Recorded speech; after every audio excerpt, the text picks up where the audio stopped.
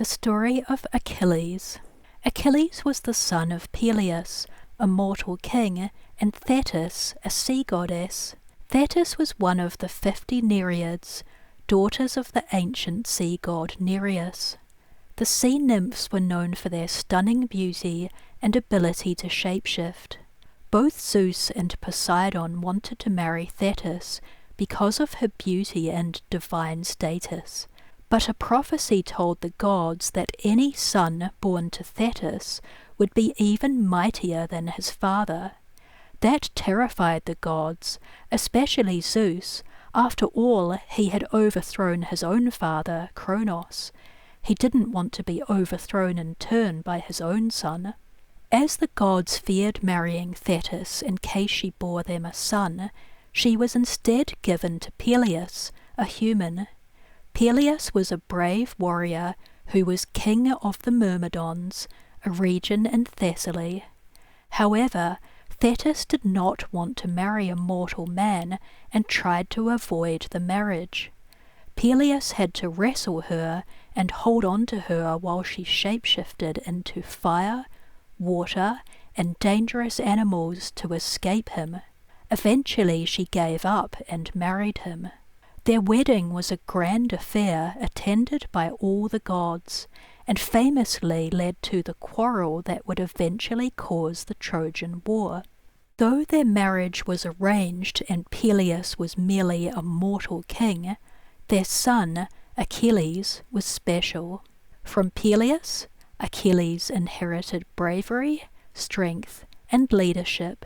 Peleus was a famous warrior in his own right, and had trained with the centaur Chiron, who later trained Achilles. From his mother Thetis, Achilles inherited divine beauty, speed, and supernatural gifts, as well as a destiny tied to the gods and fate.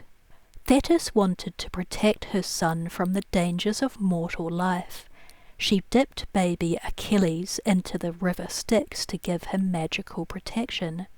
She held him by the heel when she dipped him into the magical waters, and that one spot, untouched by the water, remained as vulnerable as a mortal man. This would later be called Achilles' heel, his only weakness. Achilles was known to be the fastest runner and strongest warrior of his time. He could outrun, outfight, and outthink any other hero in battle. He was famously handsome, with golden hair, and was radiant and godlike in appearance. He was also known for his intellect and eloquence.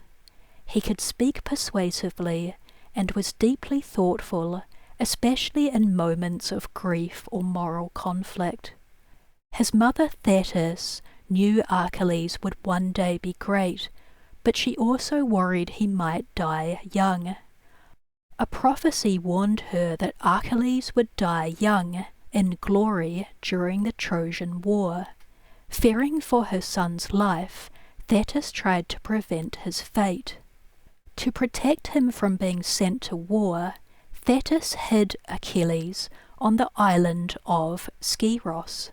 She disguised him as a girl and sent him to live among the daughters of King Lycomedes.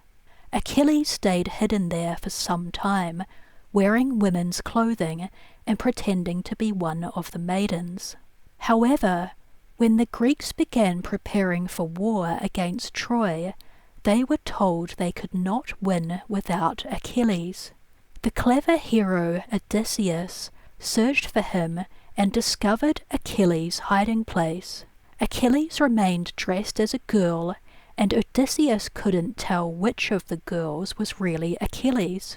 So he offered gifts to each of the girls, including weapons.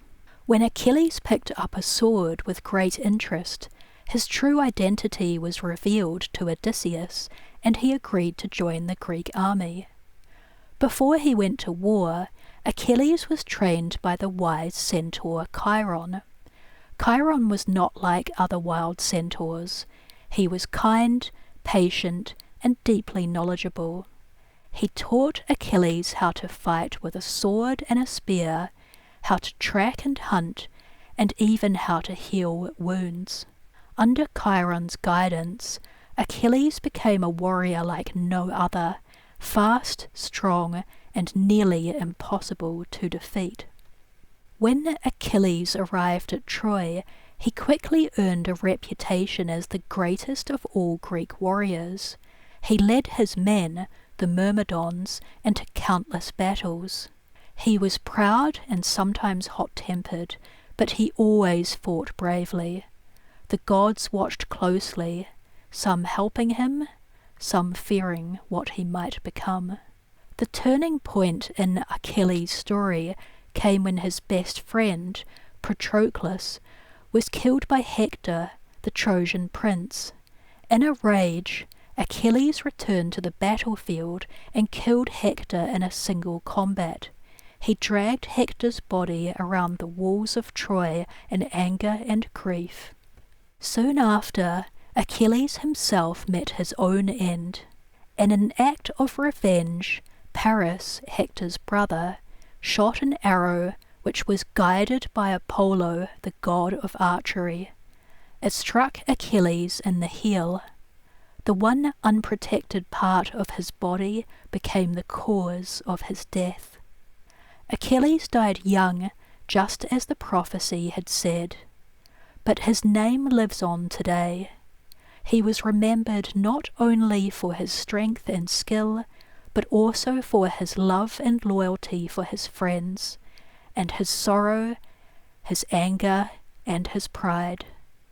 The story of Achilles reminds us that even the greatest heroes have weaknesses.